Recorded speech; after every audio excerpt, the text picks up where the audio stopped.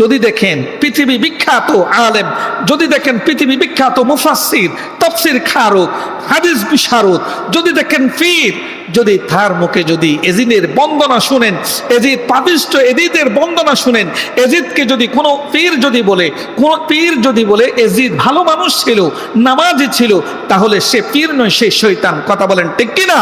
কোন তাফসীর কারক যদি বলে এজিদ ভালো মানুষ ছিল, এজিদ নামাজ পড়তো, এজিদের জন্য যদি তার যদি মন জ্বলে, তখন বুঝে দিবেন সে মুফাসসির নয়, সে বিশ্ব বেহায়া। কথা বলেন ঠিক কিনা?